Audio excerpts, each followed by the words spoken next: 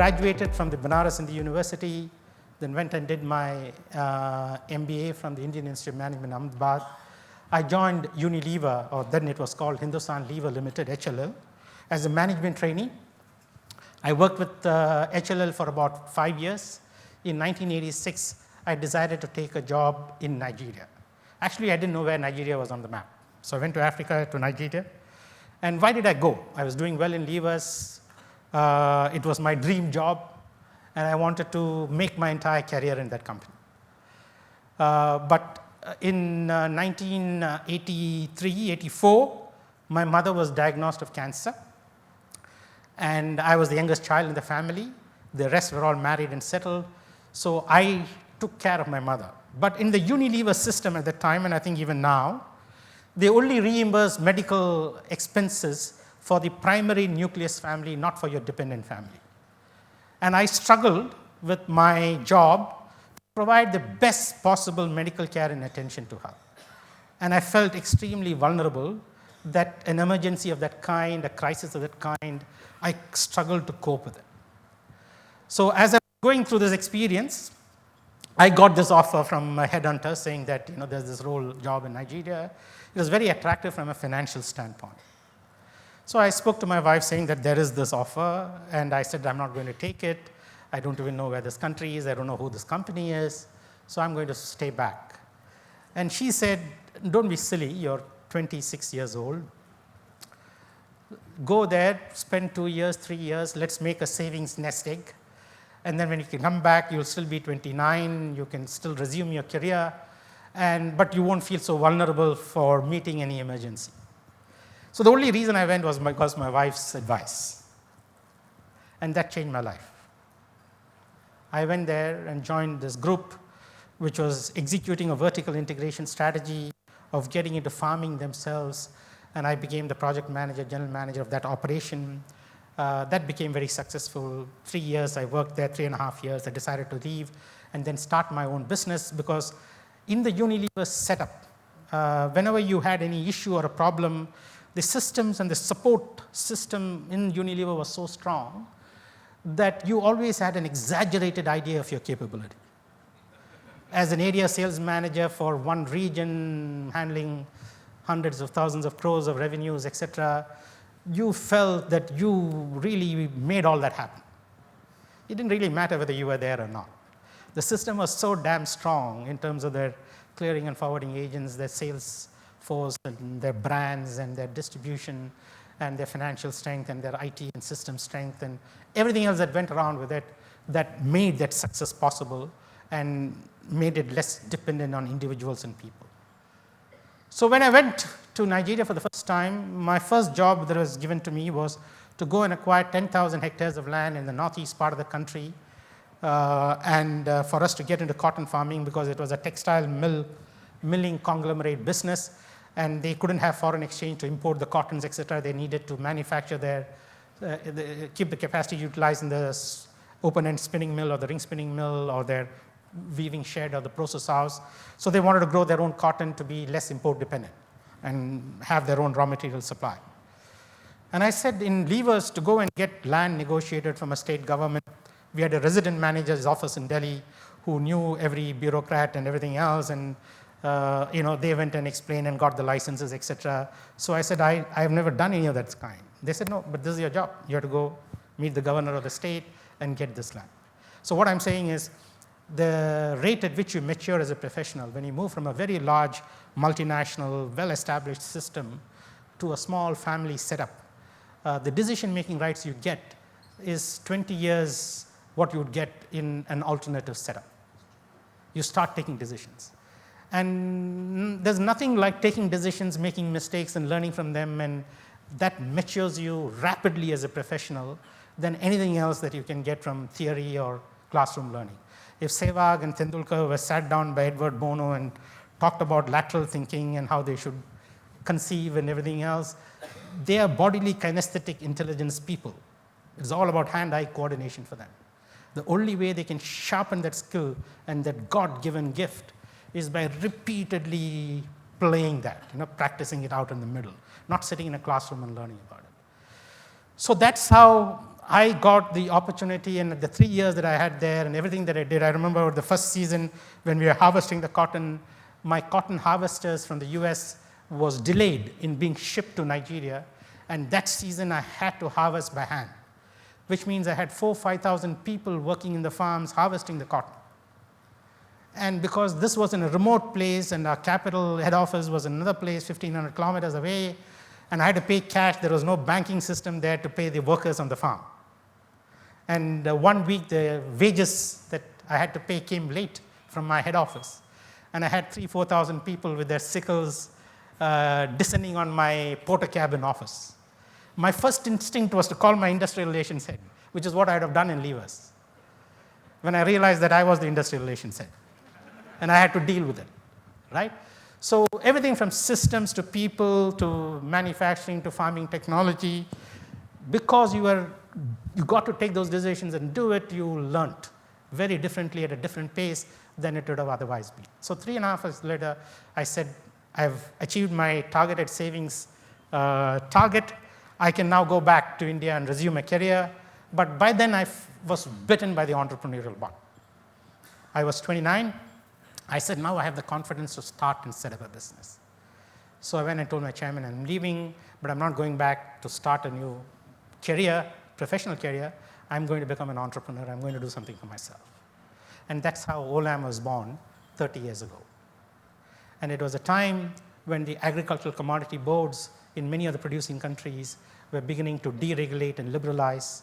And I saw a huge vacuum created and a breach created by the exit of these commodity boards to go and set up a professional procurement and a reliable supply chain system for agricultural raw materials and food ingredients. We started with one product, cashew, from one country in Nigeria, exporting to one market in India. And that's how we started our life 30 years ago. So over the years, we have built a global business. And as Anjali mentioned, we were in 2015 named as one of the top 50 companies that is changing the world. We were ranked 23 in that Fortune global list of companies that were changing the world. So what have I learned? What have I learned in this entrepreneurial journey of 30 years? I will just crystallize some quick lessons. My first and very important lesson is first differentiate your business before you scale it. If you try and go and scale your business before you differentiate it, you will always struggle for profitability. You will be running very hard to stay in the same place. So the big oxymoron for me was, how do you differentiate a commodity business? The very definition of commodity was standardized product attributes, standardized features, standardized contracts. So how do you differentiate a commodity business? So let me give you one example of differentiation. We created 6 different elements of differentiation. I'll give you one. We launched a product called Olam at Source. Olam at Source is like Intel Inside.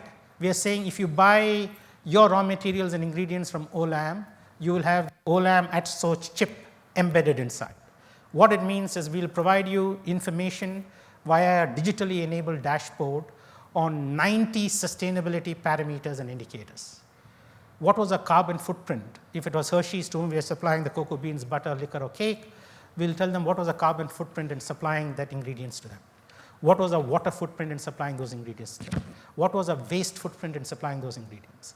Who and which farmers did we buy from, in which village, in which country? We geotag and geoposition these farmers. How many household members in these farmers? What good agricultural practices training did we offer, and how did we catalyze their livelihoods? How much did we improve their incomes by? So we give them 90 environmental, social, and economic indicators, as a result of which we differentiated our business. We got a larger share of a customer's wallet. We got some pricing power, and we created more stickiness with our customers. So that is one example. So many of my colleagues always to ask me, how can we differentiate a commodity business? I said, as long as you don't differentiate, you get no right to grow. The day you show and prove that you've created a differentiation and angle, we want you to grow like hell. So if it takes you 10 years to create a differentiation, you can't grow. When you're differentiated, we want you to, because then growth becomes routine and reflexive. Right? So that's my first lesson.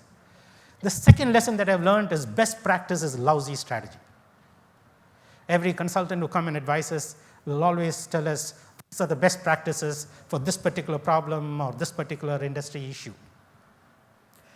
And when you adopt and become that best practice, at best you're average and middling. You cannot be an exceptional company or grow faster than your market if you're not truly exceptional.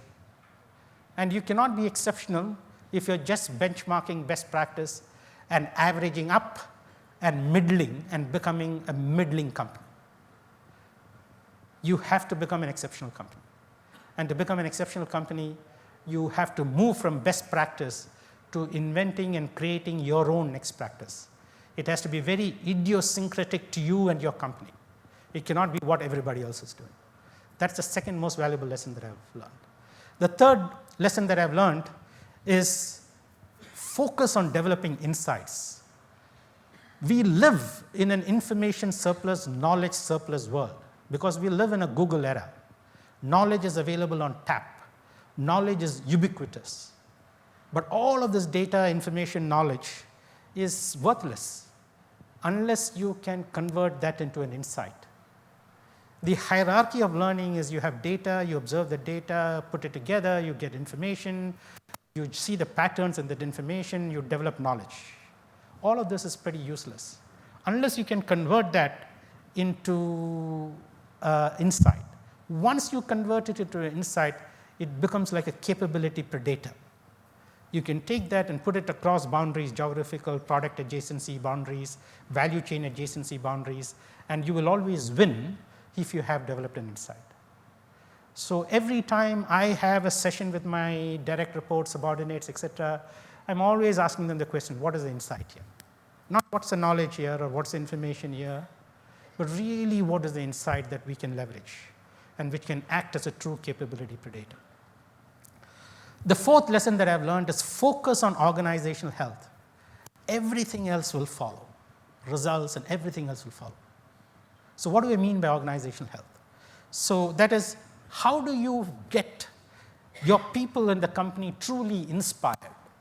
And there is a big difference between having an inspired employee population, an engaged employee population, and a satisfied employee population.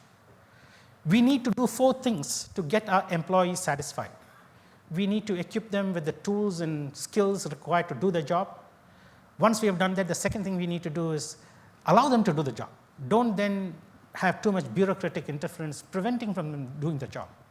The third thing that we need to do is to give them a clean and healthy working environment. And the fourth thing that you need to do is provide them a fair remuneration. If you do these 4 things, you have satisfied employees. Productivity on an average is about 75%. 60% of the world's companies have satisfied employees. But the task is to move them from being satisfied to truly engaged. That's a very different animal altogether. To get them to be truly engaged, the first thing you have to give them is autonomy. Unless they feel they have some control on the roles and they're self-directed and that they can do and create, and there is some autonomy, you're not going to get them engaged. So first is give them autonomy. Second is to give them opportunities to master the skill. So every year they'll have to, I've become a better risk manager, become a better HR manager, or production manager, or farm manager, whatever their roles are. Because of the experiences and the exposures I got in this company, I'm better today than I was last year. So they have the satisfaction of maturing as professionals and mastering the skill. The third thing that you have to give them is they have to feel they're part of an extraordinary and winning team. If they believe they're part of a losing team, or an average team, or a mediocre team, they're not going to be engaged. And finally, to make them engaged, you have to make sure that their work matters. You ask them to a project, they give you a project report, you put it in your drawer, it gathers dust, they know that their work does not matter. If you do these 4 things, you'll get your teams engaged. Productivity doubles, shoots up. Engaged employee population, productivity doubles. Only 30 to 35% of the world's companies have truly engaged employees. When I'm talking about engaged employees, scores of engagement 80% plus. But the ultimate holy grail is to get your employees truly inspired and to move them from being engaged to truly inspired, which means they walk on the balls of the feet. They wake up in the morning wanting to come to work. And that is not going to happen in my case, in Olam's example, because they're going to come and sell more cocoa or coffee or edible nuts. But if they believe that all of the overwhelming effort that is asked of them and the sacrifices that they are asked of them is going to make a difference. And therefore, the only way you can inspire your team is to give them a true sense of purpose, that if they come and join you, they're going to change the company, change themselves, and change the world. And that is why in Olam, we have embedded this purpose of reimagining global agriculture and food systems, which means how do we produce more food, feed, and fiber with far less resources. So for example, in an onion growing and dehydration operations in California, we have now bred an onion variety which has got solid content of 26.5%. We're talking about onion prices in India. Indian onions have solid content of 11.5 to 12%. So by breeding, through conventional breeding, an onion with a solid content of 26.5%, we have reduced the land under cultivation to feed our 5 factories in California by 7,500 hectares. We have saved 65 million cubic meters of water, and we have saved the company $100 million. So the millennials and the youngsters who are joining Olam are saying that if you join this company, we will change our lives, we will change the company, we will change the sector, potentially we'll change the world. And that's how you need to inspire. So that is my 4th lesson, focus. My 5th lesson is put sustainability at the heart of your business. And I've given you the case for sustainability. Many people join Olam because they see us as a sustainable company. Putting sustainability at the heart of the business is another key lesson that I have learned. The next lesson that I've learned is be counter-cyclical. When everybody is paralyzed by fear, like Warren Buffett says, get greedy. And when everybody gets greedy, be afraid. Right? Our biggest investments have happened at the height of the global financial crisis. We wait for big dislocations in asset values from market values and fair values, and we act when everybody else is paralyzed with fear. So be counter-cyclical in your decisions. The next lesson that I've learned is be willing to be politically incorrect. Right? You can be polite, you don't need to be rude, but you must have the courage of conviction to go against the grain. In most organizations, we do not celebrate edginess, spikiness, angularities. We want everybody to conform and be like one. There are 34 leadership attributes according to all the research that you've seen. And the notion was every one of us has to be good in all the 34 attributes to be a level 5 leader or an exceptional leader. It is not true. You need to be exceptional in 1 or 2 or 3 at most of those 33 or 34 leadership attributes. Mahatma Gandhi was not an all-rounded leader. He was spiky and angular and edgy. Lee Kuan Yew, the founder of Singapore, was not a comprehensively balanced, well-rounded leader. He was angular, spiky, and edgy. But whenever we get people into a company, we just cookie-cutter stamp them to become like one. You will never have innovation, creativity in an organization if you're going to do it. I want to end with a call to action. If you want to really build a sustainable world for our children, I think we have to act at 6 levels. The first is individually we need to change. We have to be the change that we want to see in others. If you believe carbon is precious, greenhouse gases are bad, water is precious, what are you going to do in terms of your individual actions in your daily lives? I stopped brushing my teeth with my tap running, which I used to do before. I stopped shaving with my tap running, which I used to do before. I've reduced my red meat intake. I love my meat, but I just reduced the quantity of it. Right? So what are the individual actions you're going to be taking? Second, how are our companies going to change? If you change individually, your company does not change. And if you're in a leadership position in your company, you have the burden of accountability, of setting the pace and tone, of getting your companies to transform. The third is, even if you change individually and your companies change, but your sector does not change, then we will get the rap of big bad oil, big bad pharma, big bad banking industry. That will be big bad food and agribusiness going forward. But we are intensely competitive. We hate each other's guts. We will never come together on anything unless the world is literally melting down. Well, the world is literally melting down. And we better come together to find a sectoral roadmap on how we can produce food, for example, in my case, more sustainably going forward. The fourth thing is NGO, civil society, and private sector have to form unusual collaborations. We treat each other with suspicion. NGOs think private sector is evil, and the companies think NGO, civil society are troublemakers, right? Unless we come together in an unusual collaboration, we're not going to change this trajectory. Fifthly, innovators, scientists, academicians have to find the next breakthroughs of producing more with less. And lastly, governments and policymakers have to come to the party, introduce a carbon tax, mandatory disclosure of your footprints, and change the way we redefine value. It is always a pleasure to be back home in Kerala, and thank you for your patience.